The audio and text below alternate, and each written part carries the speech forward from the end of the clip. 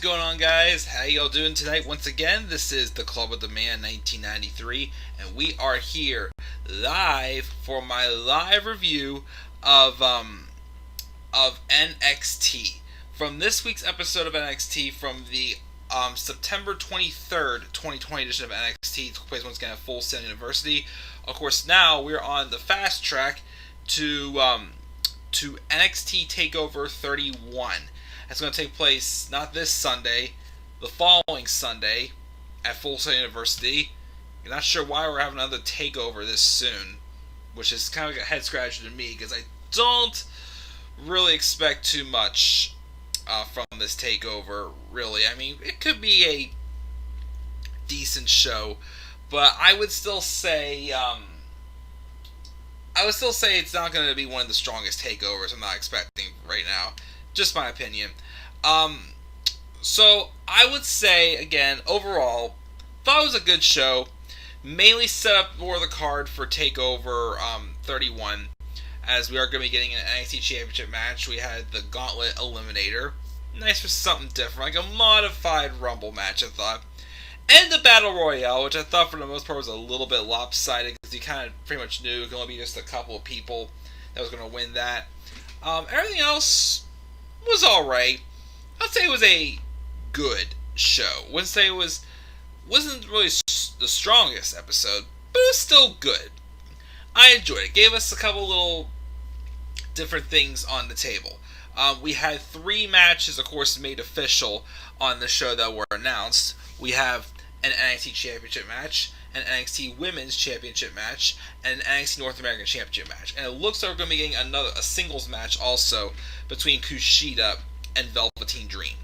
As I said before, I may try to do card predictions. I don't know. It's just I've just been so busy, and it's just way too soon. So it may not even be worthwhile doing it.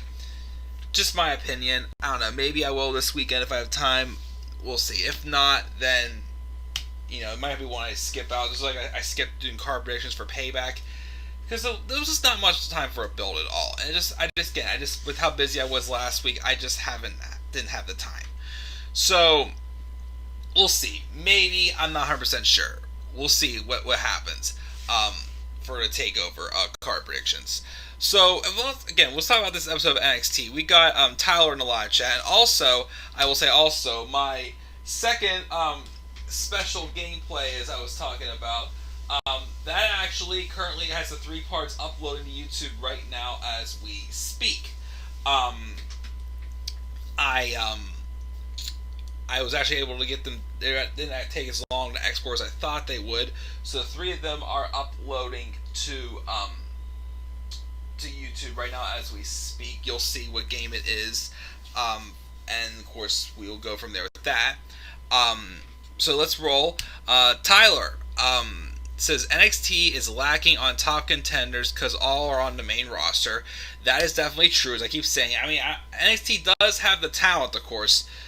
Problem is, a lot of talent feel directionless, and they're still at least able to put on decent to good shows while being. But yeah, like I said, something is missing from NXT for sure to make it as good as it once was. What Rumble match pissed you off? Rumble 17, where Orton won. Oh, Rumble 15 for sure. The Raw and SmackDown Women's divisions have 0 depth. Nobody does it all. J.R. Campbell, what's up? Somebody in a black suit broke into the Performance Center. They wonder in the hat if that they want to be an NXT Women's title and the men's title, and I want to be NXT champion and NXT Women's champion. There was a vignette also on this show teasing.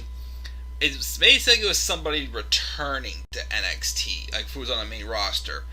We'll of course talk about that briefly when we do get to that, but let's roll and at least talk about the show, because I didn't realize it's 11:45 at night. So let's talk about the show. I'm getting ready for bed because tomorrow's Friday. I need a good night rest after the day I've had today. So, but thank you guys for joining me in the live chat. And as always, well, the Twitter polls are complete, so I can't really advertise the vote on those, but it is whatever. We started off. Tom Phillips and Beth Phoenix were on call, as Wade Barrett and Vic Joseph were not on this show.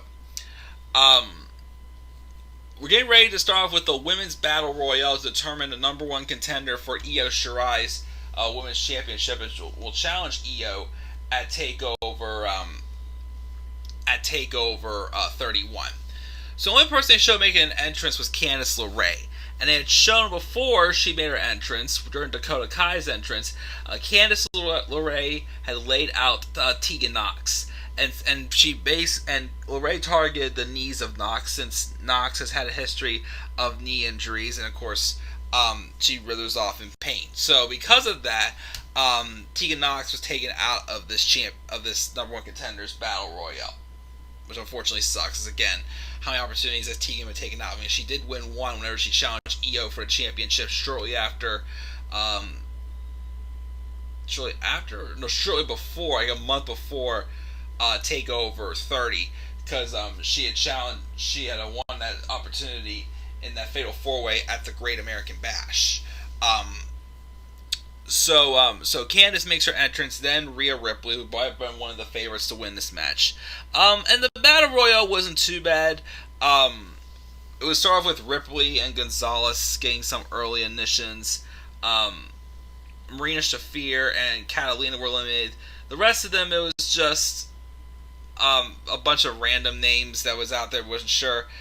Casey Catanzaro had a couple nice saves in the match, and off her athleticism, which I thought was awesome. Made me think of her great performance in Rumble 2019. She landed on her back and scooted to the ropes and did the American Ninja Warrior save. Of course, as she did at one point. Kaden Carter eliminated Xia Li. Aaliyah was eliminated also. Catanzaro, though, catches herself on the barricade not once but twice, and Indy Hartwell kicks her back to it. And then Kaden Carter goes to reach to help her back in, but then Raquel Gonzalez eliminates Kaden, but Kaden helps out Casey, helps her get back to the ring.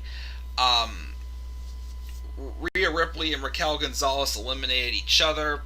I don't know if we're going to have a pay-per-view match between them, but at some point we're going to have a match between them.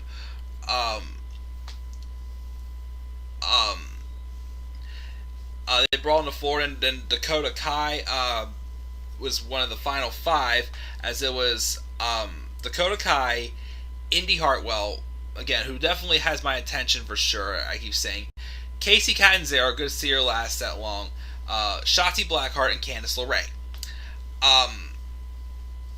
Indy tries to toss Casey, but gets to the floor herself. And then Candice and Dakota team to eliminate Catanzaro. And Shotzi dodges a boot from Dakota Kai and throws her out as well, as it comes down to Shotzi Blackheart and Candice LeRae. Some good back and forth exchanges. Eventually, though, Candice goes. They're both battling on the apron, and they fight to the corner. Each went over the top, and Candice stayed herself on the steps, and then booted Shotzi Blackheart from the back. And as you kind of expected, Candice LeRae won, and she will face Io Shirai at TakeOver 31, which I'm interested to see how that match goes. Of course, they had that, what was it, a no disqualification or a no holds barred match they had at a TakeOver Toronto 2 in 2019, not long after Io had turned heel last year. And again, they only did that match because originally that was supposed to be Io Shirai and Kairi Sane, until Kairi got called up, and Candice was supposed to face Shayna that pay-per-view. But instead, it was Io, and because of the call-up, it was Io and Candice, and then Shayna and Mia. So, they had a good match. Interested to see what they can do again with the roles reversed this time. I think there's a good chance Candice may win the championship offer. But of course, I'll say that for my TakeOver 31 preview predictions next week, which again, I have preview predictions for Clash of Champions to do this weekend as well. So we'll see how that happens. Johnny Gargano came out to celebrate with his wife, and then we were reminded that Johnny Gargano is going to get a shot at the North American Championship again against Damian Priest. Why? Not sure why. But then, speaking of which, Sarah Schreiber is interviewing Priest backstage. Puts over Johnny, but says the title will continue to slip through his fingers as long as he's champion. Which is true, the title slipped through Johnny's fingers how many times? Tonight he's going to face Austin Theory. And he feels bad about the kid's losing streak, but it's going to continue. And he then hits on Sarah Schreiber, inviting her to his after party later, probably in that pool with just, dang, oh man, as I keep saying, how does Damian Priest get all the hot chicks? How does he? I don't know. We had some weird segment where Fandango dressed as Sherlock Holmes, arguing with Roderick Strong, Raul Mendoza, Danny Burch, and Fabian Eichner. Willie Regal comes in and tells him to ditch the fake English accent. When Fandango explains this weird plan that's going to take guys from different tag teams and they'll face each other. So he's picking out Roderick Strong and Danny Burch and Fabian Eichner and Raul Mendoza. And the winning team will have their teams go at it for the number one contendership for the NXT Tag Team Championships. Okay, like I said, there is no depth at all in this NXT Tag Team division, so that's the best way we're going to really... Alright, it's different, but, whatever. Tommaso Ciampa took on Jake Atlas in a pretty good match. Just another way to, bring back the Sicilian psychopath. He originally hit the Willow's Bell on Atlas like he was going to win, but afterwards, he was taunting Atlas, and he didn't go for the full color, saying how Kyle O'Reilly can't save you this week, and he has a fairy tale ending on Ciampa to get the victory. So that was that match. Was pretty good. Ridge Holland gets a hype video though. First time we're seeing Ridge Holland since he lost to Johnny Gargano in the second chance qualifying match. He tells a story about how he had to learn to fight from an early age. He got into rugby and learned that he had a talent for hurting people. Now he can fight for a living. Look out, he says. Which again, I've been putting him over how many times. Had that definitely. Ridge Holland has my attention. I always think he actually had a very interesting gimmick in NXT UK. So again, don't be surprised if they try to get gold on him pretty soon. So we'll have to wait and see. We get a promo of the main event featuring the 5 men talking about why they're going to win the Eliminator and defeat Finn Balor at TakeOver. We have the match there with Roderick Strong and Danny Burch shoot up with Fabian Eichner and Raul Mendoza. Decent match. Again, this dynamic's still a bit weird. I appreciate them trying something different. Strong and Burch win, so that means Oney Lorcan and Danny Burch will face the Undisputed Era. Sounds like probably Roderick Strong and Bobby Fish. Different pairing. And the winner will get a future NXT tag title shot. Fine by me. We got Austin Theory being interviewed by Sarah Schreiber. But before he can answer her questions, out comes Johnny to coach Theory to help him take out Priest and wear him down before their match. So the match happens. A decent match. I still think again, well, even though him facing a Priest, I didn't think he was going to get a victory. But Austin Theory, again, I just keep saying he needs to get some wins under his belt. Has he really won at all since coming to NXT either way? Because I know he faced Roderick Strong in his debut match. He faced Ciampa, I remember. He's lost to Bronson Reed already in his return match. Now he's losing to Damian Priest right here. So, yeah, he's got to get some wins and get going for him. But the match is still good between Priest and Theory. But afterwards, Johnny Gargano super kicked at him out of nowhere, and then he mocks the Archer of Infamy. And then we get this very teaser of someone talking in a robotic voice about trying to break a case of NXT titles. And I think a cyborg invasion starting off. I'm saying that they're coming at TakeOver on October 4th. Wonder who it is. I'm feeling, again, some people are saying it could be Robert Roode. Some people are saying it could be Ember Moon. Some people are saying also Bo Dallas. If any of them, I'm hoping it's Bo Dallas. Because I feel like, Robert Roode has something small to the main roster. Same with Ember Moon. But Bo Dallas, not even a chance. Because we haven't seen him on TV since they had released Curtis Axel, which I'm surprised that Bo didn't go with him as well. So kind of pushed it up to be Bo. Definitely to really freshen up the roster for sure, having him there. So we'll see who that is on the 4th. Isaiah Swerve Scott hypes up a video about his win over Santos Escobar, reminds us all he's coming for the Cruiserweight title. Ridge Holland then squashes some guy. Pretty brutal match there to put him over. And then Sarah Schreiber is now interviewing Io Shirai. But she denies that she ever once respected Candice. She never did. Candice and Johnny roll up, and Johnny says he doesn't know what she said, but he didn't like it. But then here comes Damian Priest, pissed from the super kick, and he beats down on them. And I guess we're getting a mixed tag match next week between the North American Champion Damian Priest and Io Shirai taking on Johnny Gargano and Candice LeRae. So we'll see how that goes. And then the Gauntlet Eliminator started off with Kushida and Kyle O'Reilly. And Bronson Reed was that entered the match next. Nice little back and forth action with Kushida and O'Reilly. When Bronson Reed came in during this point, Velveteen Dream interfered, hit a Dream Valley driver on Kushida to lead to Bronson Reed hitting a splash to eliminate Kushida. So like I said, they're probably going to have a match with Kushida and Velveteen Dream for TakeOver 31. Alright, I guess that came Timothy Thatcher to the match. Then came Cameron Grimes, who we had a lot of action for a while, but then Kyle O'Reilly defeated Bronson Reed, and he also got Timothy Thatcher out as well. So then afterwards, though, immediately, O'Reilly gets hit with the cave-in from Cameron Grimes. But then Kyle got his foot on the ropes, even the first Cameron Grimes saw versus he had won, but he did not. But then he starts talking trash about how Adam Cole is really the leader. There's back and forth. The announcers remind us how much longer Kyle's been in the match. He's been since the beginning, but eventually he avoids another cave-in and reverses it into a knee bar. But it looked like they were trying to sell off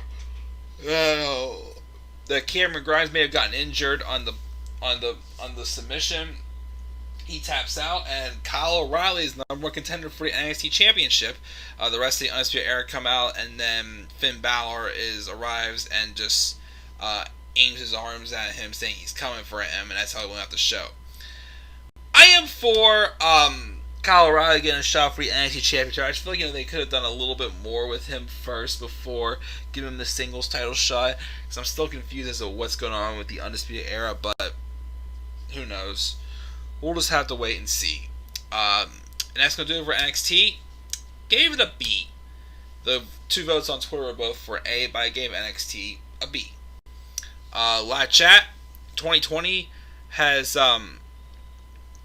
been an awful year, Tyler said. Beneath McElroy says, hey, I'm back. Nice to have you there. And then Bo is Bray Wyatt's brother. Yeah, I knew that. And that's going to do. Yeah, guys, that's going to do it for this live video. I'm sorry, I'm kind of tired, so I'm going to get off here. I'm going to try to review SmackDown tomorrow. I may not. I'm going to be video chatting with some friends. And then Saturday, probably going to be doing Clash of Champions card predictions again. I'm going to try to squeeze in NXT TakeOver 31 card predictions this weekend if I can. If I don't get them done by this weekend, then probably just going to, forget about them. But, if I get a couple views out of it, cool.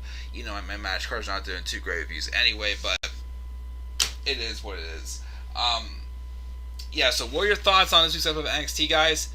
And of course, the thoughts about the Eliminator, which I thought was a good match, then the Battle Royale, which was good, but again, I felt it was a little lopsided. Any early predictions for TakeOver 31?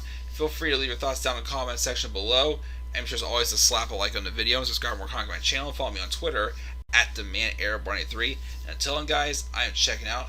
Have a good night. Sleep tight, everybody. Peace out, everybody.